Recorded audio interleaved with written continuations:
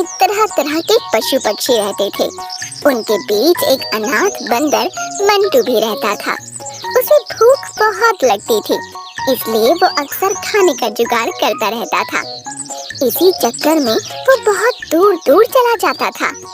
पहाड़ों के आसपास कंदमूल फल भी खाया करता था। उसे भालू काका प्रायः समझाया करते। अरे मंटू, जब देखता हूँ तेरे मुंह की चक्की में कुछ न कुछ चलता ही रहता है। जरा देख पहचान कर और संभल कर खाया कर। दूर से चमकने वाला हर फल सही नहीं होता। काका ऐसी बात है, ये कमबख्त जो पेट है ये मानता नहीं, भूख के सामने कुछ जानता नहीं। एक दिन मंटू जंगल में बहुत दूर जाकर एक पेड़ पर चढ़ गया और उसने पेड़ पर लटके हुए एक फल को छू लिया तो उसे बड़ा अजीब लगा। कुछ ही देर में उसके हाथ और शरीर में खुजली होने लगी। वो इधर उधर शरीर को खुजलाते हुए कूदने लगा।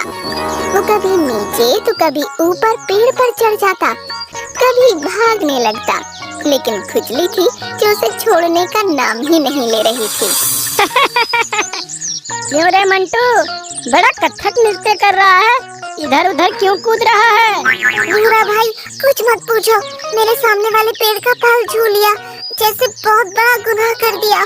पूरे शरीर में बड़ी जोरों की खुजली हो रही है, बहुत बुरा हाल हो गया है। अरे अरे अरे अरे, ये तूने क्या कर दिया? मुझसे दूर ही रहना, नहीं तो मुझे भी खुजली हो जाएगी।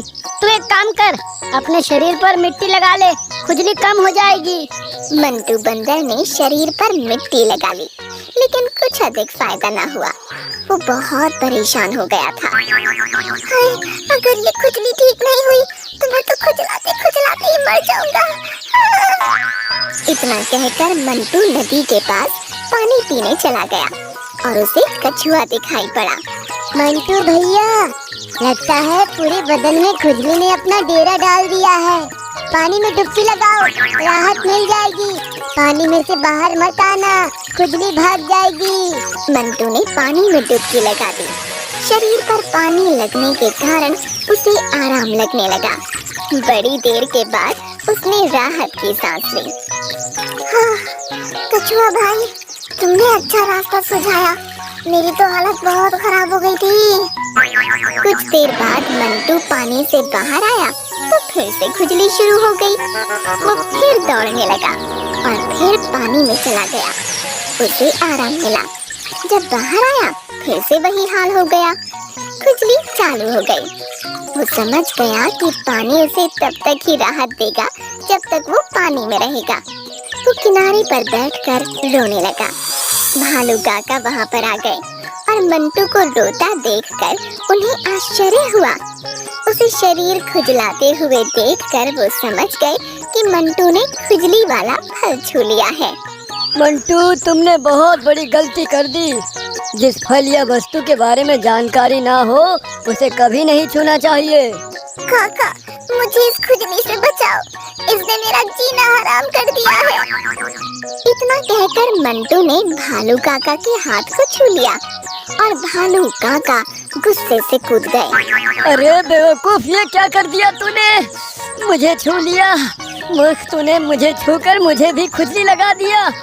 इतना कहकर भालू काका कूदने लगे और अपना शरीर खुजलाने लगे। सियार ने जब भालू काका को देखा तो हंसने लगा। मंटू ने जाकर सियार को पकड़ लिया।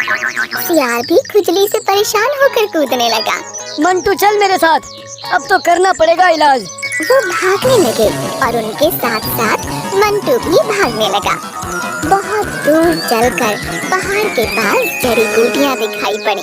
चल जल्दी जल्दी ये जड़ी बूटी उखाड़ ले, इसका लेप बनाकर लगाना होगा, तभी खुजली से छुटकारा मिलेगा। दोनों ने ढेर सारी जड़ी बूटी तोड़ी और उसका लेप भी बनाया और एक दूसरे को लगाने लगे। सियार भी खुजलाते खुजलाते आ गया। काका, मेरी जान बचाओ, खुजली जान ले लेगी।